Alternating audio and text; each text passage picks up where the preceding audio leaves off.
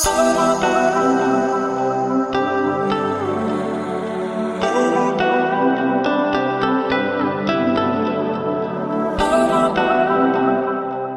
teman-teman semuanya, balik lagi di Shokutek dan selamat datang di segmen Tech News.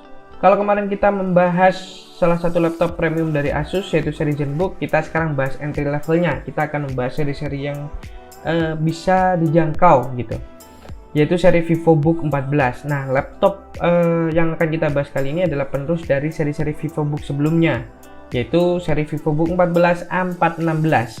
Jadi di seri A416 ini sebenarnya banyak sekali macamnya dan kebetulan kita akan membahas salah satu modelnya saja. Oke, sebelum kita bahas mengenai spesifikasinya gimana dan lebih lanjut mengenai A416, kita bahas desainnya dulu.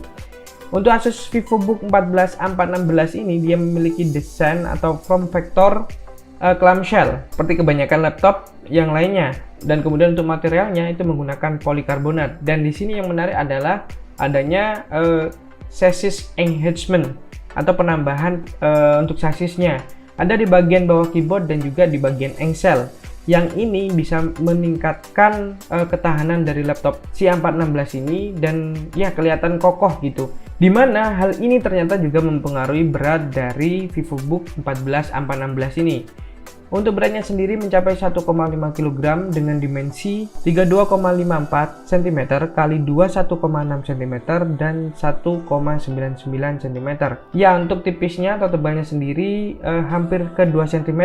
Dan di bagian lainnya sendiri dia tetap menggunakan andalan dari Asus yaitu Nano Edge Bezel teknologi yang rasio screen to body-nya mencapai 82% dengan layar HD yang kita bahas. Jadi ada varian HD, ada Full HD. Kebetulan yang kita bahas di sini adalah yang varian HD atau High Definition dengan color gamut 45% NTSC. Ya, jangan berharap ini laptop punya color gamut yang luar biasa karena ini harganya juga nggak terlalu mahal gitu. Selanjutnya adalah di bagian keyboard. Nah, di bagian keyboard sendiri adalah full keyboard dengan backlit dan untuk key travelnya mencapai 1,4 mm. Dan untuk touchpad-nya sendiri pas terletak di tengah-tengah tombol spasi. Selanjutnya untuk warnanya, ini mirip sekali dengan A409. Dia memiliki dua warna yaitu transparent silver dan slate gray. Oke, kita lanjut ke spesifikasinya. Seperti yang saya sebutkan di awal, Asus VivoBook 14 A416 ini memiliki banyak sekali SKU atau model.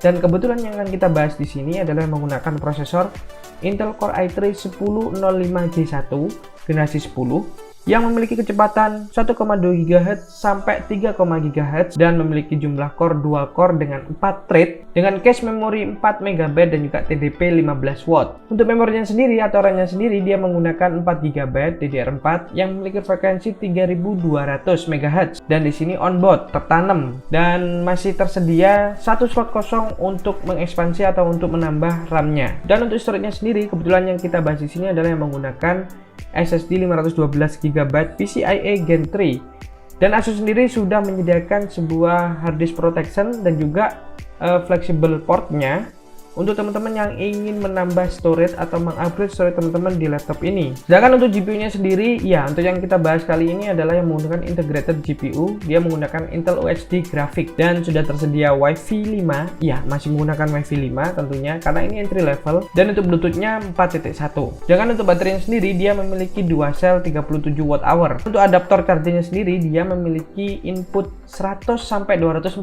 volt AC dan output 19 volt 2,37 ampere untuk DC.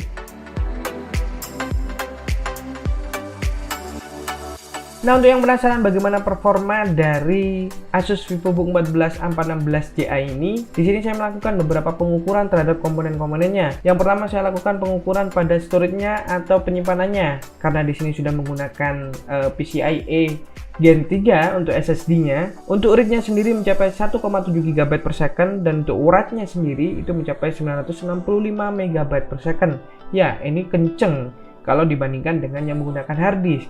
Jadi kalau teman-teman pengen semua kerjaan teman-teman itu lancar, cepat terselesaikan, salah satunya adalah memilih yang menggunakan SSD aja. Kemudian untuk mengukur bagaimana performa dari Core i3 generasi 10 yang ada pada laptop ini, saya lakukan benchmark menggunakan Cinebench R20. Ya, iseng-iseng lah ya. Jadi di running pertama, untuk Core i3 generasi 10 yang digunakan pada laptop ini itu mendapatkan 1000 poin. Selanjutnya untuk running ke-2 sampai ke-10, ya di sini saya menjalankan Cinebench R20 looping sebanyak 10 kali. Di running kedua sampai running ke-10 itu menunjukkan performa yang lumayan stabil. Jadi kalau teman-teman pilih laptop ini untuk kebutuhan yang mungkin nggak terlalu berat seperti kantoran, kemudian meeting online, kemudian ngerjakan tugas atau ngerjakan skripsi untuk teman-teman di sana yang lagi skripsian, ya ini adalah salah satu laptop yang cocok banget untuk teman-teman yang membutuhkan itu. Dan kalau misalkan butuh ngegame, ya nggak bisa lah ya. Bukan nggak bisa, tapi ini iya kasihan laptopnya gitu kalau dipakai untuk ngegame. Gitu aja. Jadi ya, sekian pembahasan singkat mengenai Asus VivoBook 14 A416Zi ini. Gimana menurut teman-teman semuanya? Silahkan tulis pendapat teman-teman di kolom komentar. Dan seperti biasa, jangan lupa untuk share dan like video ini. Dan terakhir adalah jangan lupa untuk subscribe.